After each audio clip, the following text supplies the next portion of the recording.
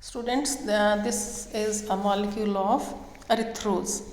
एक कार्बोहाइड्रेट का मॉलिक्यूल है जिहदे च पहली कार्बन ते एल्डिहाइड ग्रुप है तो फोर्थ कार्बन ते एल्कोहलिक ग्रुप है। टर्मिनल अल्कोहल ते टर्मिनल एल्डिहाइड ग्रुप्स ने। Second and third carbon were two hydroxyl groups OH groups. तो इसनूं बेटा जे दोनों hydroxyl groups are present on same side of the molecule, right side of the molecule, right hand side of the molecule, तो इनू इरिथ्रोज कहने हैं।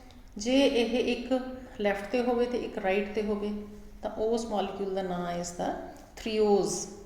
सो ये तो बेटे थ्रिओ ते इरिथ्रो जिहड़ा इहदा रूट वर्ड है वो लिया हुआ है।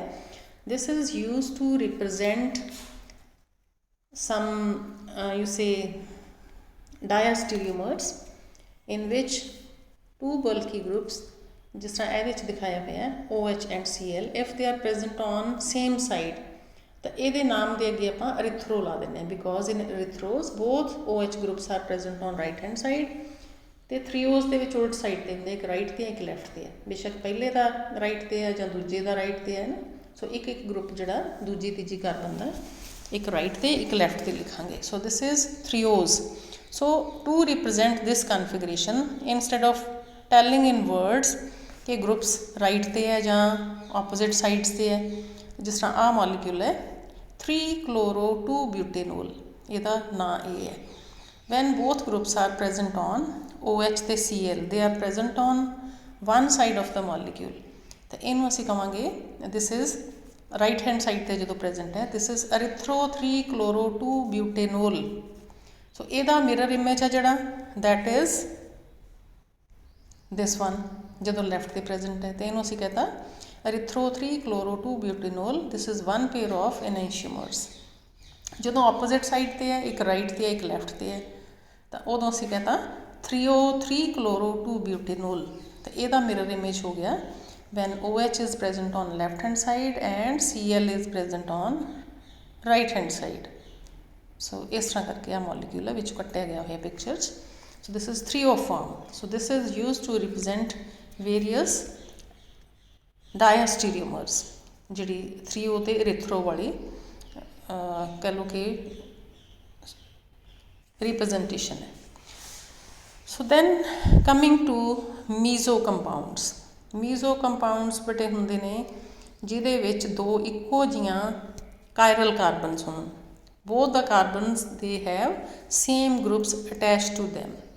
तो जी ये एग्जाम्पल हैगी है दिस इज टारटेरिक एसिड। दोनों कार्बनस ने they contain hydrogen 1 OH group 1 COH group. तो सैकेंड वाला जोड़ा जिस तरह आप बिगर ग्रुप हो गया, एक हाइड्रोजन हो गया, OH हो गया, COH हो गया, तो फोर्थ ग्रुप ए हो गया। इवें जिमें सैकेंड लई इस कार्बन लई एक हाइड्रोजन हो गया, एक OH ग्रुप हो गया, एक COH ग्रुप हो गया, तो एक आ बिगर ग्रुप हो गया CHOH COH। Now because both the carbons they have same groups attached to them, both are chiral carbons, तो ਇਹਦੇ ਵਿੱਚ molecule ਦੇ ਵਿੱਚ there is symmetry in the molecule। सो ਇਹਨੂੰ ਆਪਾਂ दो equal halves ਦੇ ਵਿੱਚ plane of symmetry भी होगा तो center of symmetry भी होगा। So we can show this molecule in this way कि ਇਹਨੂੰ ਅਸੀਂ ਦਿਖਾ ਸਕਦੇ ਹਾਂ ਜਦੋਂ ਗਰੁੱਪ ਸੇਮ ਸਾਈਡ ਤੇ ਹੈ ਜਾਂ ਆਪੋਜ਼ਿਟ ਤੇ ਹੈ OH ਗਰੁੱਪਸ। ਸੋ ਆਹ ਜਦੋਂ ਆਪੋਜ਼ਿਟ ਸਾਈਡ ਤੇ ਹੈ ये हो गया आप हुणे पढ़ के हटे हैं ये किहड़ी रिप्रजेंटेशन है when it is present on same side erythro है जो ऑपोजिट साइड ते है थ्रिओ है। सो आ हो गई थ्रिओ टारटेरिक एसिड। तो आ इहदा हो गया एनेंशियोमर। इहदा मिरर इमेज जे असीं इस तरह सेंटर च ला दीए then this is mirror. So this is pair of enantiomers जो OH ग्रुप्स ऑपोजिट साइड ते है। तो एक स्ट्रक्चर आप लिख सकते हैं when both OH groups are present on the same side. तो यदा मिरर इमेज भी आ होगा। So if we draw a line between them these दो they are two different molecules present within the compound with opposite configuration जिहड़े कि ऐ लगता कि एक नूं असीं मिरर च रख दईए तो दूजा उहो जिहा दिसदा है but they actually exist. So they represent superimposable mirror images. क्यों? क्योंकि पहले पेयर में तो आप कह रहे हैं they are non superimposable mirror images. Non superimposable क्यों है कि H इत्थे आ गया ਤੇ ਆ ਦੂਜਾ HOH ਤੇ ਆ ਗਏ ਉਲਟ ਗਰੁੱਪਸ ਆਉਂਦੇ ਆ। They are non superimposable mirror images. ਜਿਹੜੇ non superimposable mirror image ਹੁੰਦੇ ਆ ਦੇ ਆਰ ਕਾਲਡ ਇਨੈਂਸ਼ੀਓਮਰਸ। ਇਸ ਕੇਸ ਦੇ ਵਿੱਚ ਨਾਓ they are not ਨॉन superimposable, they are superimposable mirror images of each other. ਕਿਉਂ? ਕਿਉਂਕਿ ਜੇ ਆਹ ਮੋਲੀਕਿਊਲ ਨੂੰ ਅਸੀਂ 180 ਤੇ ਇਹਨੂੰ ਜੇ ਰੋਟੇਟ ਕਰ ਦਈਏ, if we start rotating the molecule, OH groups ਨੂੰ ਰਾਈਟ ਹੈਂਡ ਸਾਈਡ ਤੇ ਲੈ ਆਈਏ ਤਾਂ ਜਿਹੜਾ ਪਹਿਲੀ ਸਟਰਕਚਰ ਹੈ ਇਹੋ ਜਿਹਾ ਹੀ ਮੋਲੀਕਿਊਲ ਦਿਸੂਗਾ। ਸੋ OH ਨੂੰ ਜੇ ਅਸੀਂ ਇੱਥੇ 180 ਤੇ ਲਏ, ਪੂਰੇ ਮੋਲੀਕਿਊਲ ਨੂੰ ਰੋਟੇਟ ਕਰ ਦਈਏ 180 ਤੇ, ਤਾਂ ਫਿਰ ਰਾਈਟ ਹੈਂਡ ਸਾਈਡ ਤੇ ਹੋ ਜਾਣਗੇ ਦੋਨੋਂ OH groups. So then molecule will be rotate ਕਰਨ ਤੇ ਵੀ ਜੇ ਉਹ ਸੁਪਰ ਇੰਪੋਜ਼ੇਬਲ ਨਹੀਂ ਹੁੰਦਾ ਤਾਂ ਉਹਨੂੰ ਕਹਿੰਦੇ ਆ non superimposable. But in case there are two same chiral centers or two same stereogenic centers present within the molecule, ਤਾਂ rotation ਕਰਕੇ ਹੀ ਉਹਦੀ molecule the we can get the same structure as this first one. So this is superimposable mirror image. ਇੱਕ ਤਾਂ ਇਹ ਗੱਲ ਹੋ ਗਈ ਕਿ they are superimposable, so they are not optically active. Second thing is it is having plane of symmetry. ਇੱਕ molecule ਹੈ ਜਿਹੜਾ, ਇਹਨੂੰ ਜੇ ਸੈਂਟਰ ਚੋਂ ਕੱਟ ਕਰ ਦਈਏ ਤਾਂ 1/2 is, ਇੱਕ ਹਾਫ ਨੂੰ ਅਸੀਂ ਦੂਜੇ ਤੇ ਜਦੋਂ ਰੱਖਣ ਦੀ ਕੋਸ਼ਿਸ਼ ਕਰਾਂਗੇ COH will come on this COH ਹੈ ਨਾ, OH will come on OH, H will come on H, ਉਲਟਾ ਦੀਏ ਅੱਧੇ ਤੋਂ, ਜਿਵੇਂ ਆਪਾਂ ਡਬਲ ਫੋਲਡ ਕਰਦੇ ਹੁੰਦੇ ਹਾਂ ਕੋਈ ਚੀਜ਼ ਸੈਂਟਰ ਚੋਂ, ਪੇਜ ਡਬਲ ਫੋਲਡ ਕਰਦੇ ਹਾਂ ਇਨ ਦ ਸੇਮ ਵੇ, ਇਵੇਂ ਜਿਵੇਂ ਆਹ ਰਾਈਟ ਸਾਈਡ ਵਾਲਾ ਮੋਲੀਕਿਊਲ ਹੈ ਇਹਨੂੰ ਕੱਟ ਕਰਕੇ when we try to fold the molecule ਤਾਂ ਸਾਰੇ ਪਾਰਟਸ ਹੈ ਜਿਹੜੇ they are superimposable. So this is optically inactive. So ਇਸ ਤਰ੍ਹਾਂ ਦੇ ਮੋਲੀਕਿਊਲਸ ਜਿਹੜੇ ਕਿ ਜਿਨ੍ਹਾਂ 'ਚ ਦੋ ਸਿਮਿਲਰ ਕਾਇਰਲ ਸੈਂਟਰਸ ਹੁੰਦੇ ਆ ਤੇ and the molecule is superimposable, 1/2 of the molecule is superimposable on other half, even one molecule is superimposable on the other one, so they are called meso compounds. So ਆ ਦਿਖਾਇਆ ਹੋਇਆ ਕਿ this is there is plane of symmetry। ਇਹਦਾ reason ਇਹ ਹੈ ਕਿ ਅੱਧਾ molecule ਹੈ ਜਿਹੜਾ ਉਹ ਜੇ ਐਂਟੀ ਕਲੌਕਵਾਈਜ਼ ਰੋਟੇਸ਼ਨ ਕਾਜ਼ ਕਰਦਾ ਆਹ ਵਾਲਾ ਤੇ ਆਹ ਕਲੌਕਵਾਈਜ਼ ਕਰਦਾ ਹੈ, ਸੋ ਬੋਥ ਹਾਫਸ ਦੇ cancel out the rotation caused by the other half। ਅੱਛਾ, ਹੁਣ ਇਹਨਾਂ ਨੂੰ ਅਸੀਂ ਫਿਸ਼ਰ ਪ੍ਰੋਜੈਕਸ਼ਨ ਫਾਰਮੂਲੇ ਨਾਲ ਕਿਵੇਂ ਰਿਪਰੈਜ਼ੈਂਟ ਕਰੀਏ। ਸੋ ਇਟ ਇਜ਼ ਦਿਸ, ਜਿਹੜਾ ਪੇਅਰ ਆਫ ਇਨੈਂਸ਼ੀਓਮਰਸ ਹੈ ਉਹਨੂੰ ਅਸੀਂ ਇਸ ਤਰ੍ਹਾਂ ਕਰਤਾ ਕਿ ਕਾਰਬਨਸ, ਦੋ ਕਾਰਬਨਸ ਕ੍ਰੋਸ ਦੇ ਨਾਲ ਹੀ ਹੋ ਰਹੀਆਂ ਕਿ ਇੱਕ ਕਾਰਬਨ ਇੱਥੇ ਪਈ ਹੈ ਇੱਕ ਇੱਥੇ ਪਈ ਹੈ, ਪਰ ਅਸੀਂ ਲਿਖਦੇ ਨਹੀਂ ਨਾ। ਸੋ ਦਿਸ ਇਜ਼ ਐਸਿਮੈਟ੍ਰਿਕ ਕਾਰਬਨ, ਦੂਸਰੀ ਵਾਲੀ ਹੈ ਜਿਹੜੀ ਉਹ ਵੀ ਐਸਿਮੈਟ੍ਰਿਕ ਕਾਰਬਨ, ਆਹ ਵਾਲੀ ਵੀ। ਸੋ ਦੇਰ ਆਰ ਟੂ ਐਸਿਮੈਟ੍ਰਿਕ ਕਾਰਬਨਸ, ਰਾਈਟ 'ਤੇ ਇੱਕ OH ਹੈ ਇੱਕ ਲੈਫਟ 'ਤੇ ਹੈ। ਸੋ ਇੱਕ ਇਹਦਾ ਹੋ ਗਿਆ ਮਿਰਰ ਇਮੇਜ, ਜਿਹੜੀਆਂ ਸੇਮ ਸਾਈਡ OH ਗਰੁੱਪਸ ਨੇ ਉਹਨੂੰ ਇਸ ਤਰ੍ਹਾਂ ਲਿਖ ਲਿਆ। So this is equivalent to this, its mirror image because they are superimposable. ਜਦੋਂ ਅਸੀਂ ਲਿਖਦੇ ਹਾਂ ਫਲਾਈਂਗ ਵੈਜ ਫਾਰਮੂਲਾ ਤਾਂ ਸਟ੍ਰੇਟ ਲਾਈਨ ਨੂੰ ਡਾਟਰ ਲਾਈਨ ਦਿਖਾਤਾ ਇਸ ਨੂੰ, ਆਹ ਜਿਹੜੇ ਨੇ ਵੈਜ ਦੀ ਫਾਰਮ ਦੇ ਵਿੱਚ ਦਿਖਾਤੇ। So this is flying wedge formula. Then coming to number of possible stereoisomers in compounds containing different number of chiral centers. ਅੱਛਾ, ਹੁਣ ਇਹਦੇ ਫਾਰਮੂਲਾ ਤੇ ਡਿਪੈਂਡ ਕਰਦਾ ਹੈ ਕਿ ਕਿੰਨੀਆਂ chiral carbons ਨੇ। First is when the molecule contains n stereogenic centers, n may be odd or even, ਮਤਲਬ ਜਿਹੜੇ stereogenic center ਜਾਂ chiral carbons ਨੇ they may be odd or even।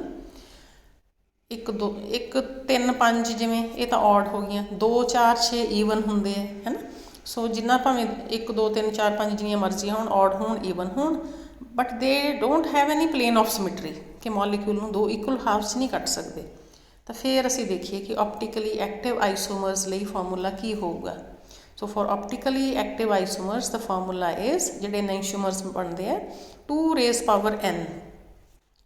So n is the number of stereogenic centers or chiral carbons।